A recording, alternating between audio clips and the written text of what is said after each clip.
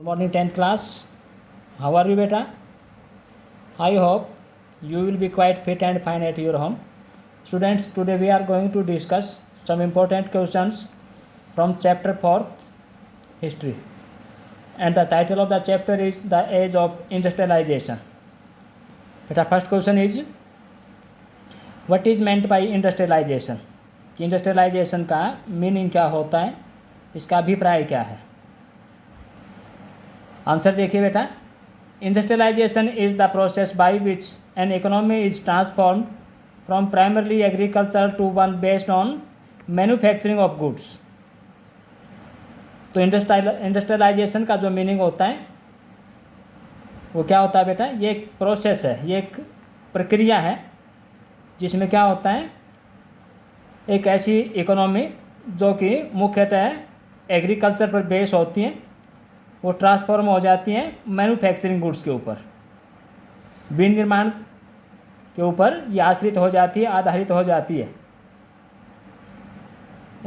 ऐसी इकोनॉमी जो पहले कृषि आधारित थी, अब वो विनिर्माण पर आधारित हो जाती है। विनिर्माण उसका महत्वपूर्ण अंश बन जाता है इकोनॉमी का। Individual manual labour is often replaced by mechanised mass production and craftsman are replaced by assembly lines. तो इसकी दूसरी जो विशेषता है, फीचर है, ट्रेड्स है, वो क्या है कि व्यक्तिगत जो मानव श्रम है वो अक्सर जो मैकेनाइज्ड मास प्रोडक्शन है उसमें तब्दील कर दिया जाता है, या उसके स्थान पर जो मैकेनाइज्ड मास प्रोडक्शन है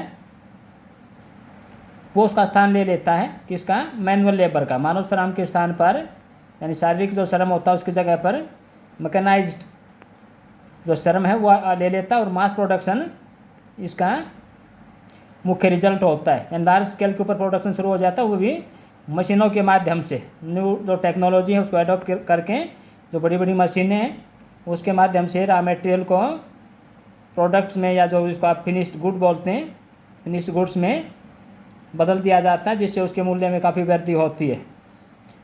and craftsman are replaced by assembly line. और जो कारीगर होते हैं उनको अक्सर जो असेंबली लाइन की जो प्रोसेस होती है, जो कि बड़े बड़े उद्योगों में असेंबली चलती हैं, यानी हर एक जो वर्कर है उसका जो काम निर्धारित होता है, और जो पट्टी का होती है, जो असेंबली होती है उसके सामने उसका काम आता रहता है, और जो उसकी जो टाइम लिमिट है उस टाइम लिमिट में उसको अपना काम फिनिश करना होता है।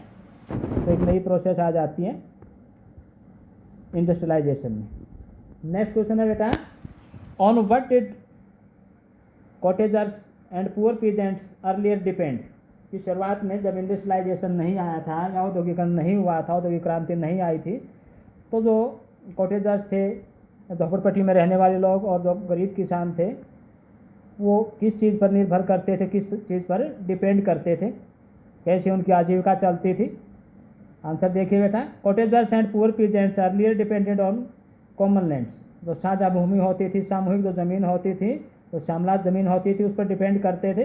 दे gathered firewood, berries, vegetables, hay and straw from these lands.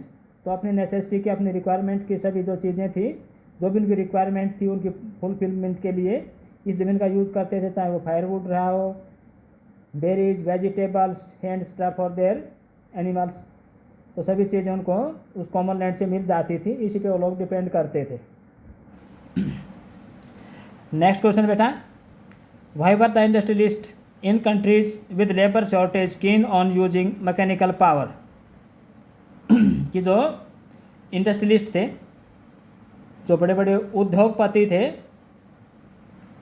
जिन देशों में लेबर की कमी थी, वहाँ की बात कर रहे हैं, पर keen on using mechanical power, वे मशीनी शक्ति का यूज़ करने के लिए क्यों उतावले थे, क्यों उत्सुक थे? किन होता है किसी के प्रति ज़्यादा उतावला होना, किसी चीज़ के प्रति ज़्यादा उत्साह रखना, कि क्यों चाहते थे कि लेबर के स्थान पर, यानी मैनुअल लेबर के स्थान पर मैकेनिकल पावर से काम लिया जाए?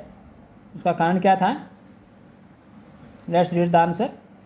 The countries with labour shortage industrialist were keen on using mechanical power to so that.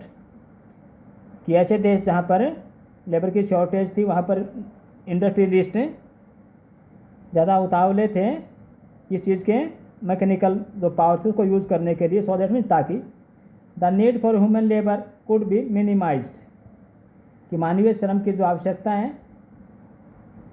या जो डिमांड है उसको कम से कम किया जा सके, यानी उसके ऊपर निर्भर ना रह करके अब जो मैकेनाइज्ड जो पावर है उस पर डिपेंड हुआ जाए, अब मानव श्रम की कम से कम आवश्यकता पड़े। इसलिए जो इंडस्ट्रियलिस्ट थे, जो उद्योगपति थे, वो चाहते थे कि मैकेनिकल पावर को और डेवलप किया जाए। नेक्स्ट क्वेश्चन है बेटा, which were the main pre colonial sea ports, कि जो प्री कॉलोनियल सी पोर्ट्स कौन कौन से थे, वो भी मेन जो मेन या उस समय के मुख्य हैं सी पोर्ट कौन से थे प्री कॉलोनियल पीरियड के, पूर्व औपनिवेशिक जो काल था अंग्रेजों के आगमन से पहले के मुख्य जो सी पोर्ट थे वो कौन कौन से थे।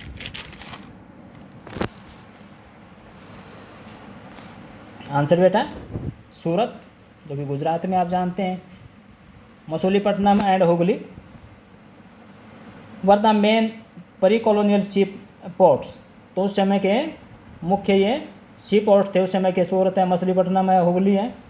सूरत on the Gujarat coast connected India to the Gulf and Red Sea ports, तो सूरत क्या करता था, गुजरात की कोस्ट पे ये खाड़ी देशों से जोड़ता था और लाल सागर से में स्थित जो बंदरगाह हैं उनके साथ इंडिया को कनेक्ट करता था। Masulipatnam on the Coromandel coast and Hooghly in Bengal had trade links with south east Asian ports, तो मसूलीपट्टनम और हुगली जो कि बंगाल में है, ये साउथ ईस्ट जो एशियन पोर्ट्स हैं उनके साथ भारत का कनेक्शन इस्टेब्लिश करते थे, उनको स्थापित करते थे, अर्थात साउथ ईस्ट एशियन जो कंट्रीज़ हैं उनके साथ हमारे जो कनेक्शन थे वो इन्हीं सी पोर्ट से थे। नेक्स्ट क्वेश्चन है बेटा, why was the east Indian company keen on expanding textiles export from India, कि जो ईस्ट इंडिया कंपनी थी वो क्यों उत्सुक थी कि भारत से टेक्सटाइल का अधिक से अधिक एक्सपोर्ट किया जाए, भारतीय कपड़े का निर्यात करने के प्रति क्यों उत्सुक रहती थी। आंसर है बेटा, British cotton industries had not yet expanded and Indian fine textile were in great demand in Europe, कि उस समय ब्रिटेन का जो टेक्सटाइल उद्योग था, जो टेक्सटाइल इंडस्ट्री थी वो इतनी डेवलप नहीं हो पाई थी, और भारतीय जो अच्छा कपड़ा था, खासकर जो महीन कपड़ा था, उसकी काफ़ी डिमांड थी पूरे यूरोप के अंदर। इसलिए ईस्ट इंडिया कंपनी चाहती थी कि भारतीय कपड़े को अधिक से अधिक एक्सपोर्ट किया जाए और मैक्सिमम जो बेनिफिट है उसको प्राप्त किया जाए। नेक्स्ट क्वेश्चन है बेटा, why did industrial groups in England pressurise the government to impose import duties on cotton textile, कि इंग्लैंड के अंदर जो औद्योगिक समूह थे उन्होंने क्यों ब्रिटिश गवर्नमेंट को प्रेशराइज किया कि इंडिया से आने वाले कॉटन टेक्सटाइल के ऊपर इम्पोर्ट ड्यूटी लगा दी जाए। इम्पोर्ट ड्यूटी जो होती है आयात शुल्क, यानी इंग्लैंड की सीमा में जाते हैं इसके ऊपर कुछ टैक्स लगा दिए जाएँ ताकि वहाँ बेचने पर, वहाँ जाने पर उसको वो माल और ज़्यादा महंगा बेचना पड़े, ताकि लाभ की संभावना कम हो जाए। Industrial groups in England pressurise the government to impose import duties on cotton textiles so that Manchester goods could sell in Britain, इसलिए import duties इम्पोज करने के लिए प्रेशराइज किया सरकार को इन इंडस्ट्रीज ने, ताकि जो मैनचेस्टर में जो उत्पादन होता था, मैनचेस्टर ब्रिटेन का एक बड़ा शहर जहाँ पर जो टेक्सटाइल इंडस्ट्रीज सबसे पहले स्थापित हुई और सबसे ज़्यादा विकसित हुई, तो अपने कपड़े उत्पादन के लिए मैनचेस्टर को पूरी दुनिया में आज भी याद किया जाता है। तो मैनचेस्टर का जो उत्पादन था वो बिक सके ब्रिटेन के अंदर without facing any competition from outside, बिना किसी बाहरी प्रतिस्पर्धा के, यानी बाहर के लोगों के साथ को मुकाबला वहाँ के इंडस्ट्रियलिस्ट को ना करना पड़े।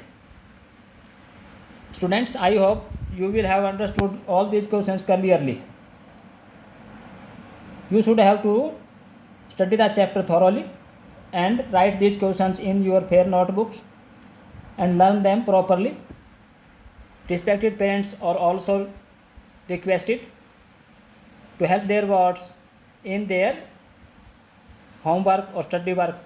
Thank you beta, have a nice day.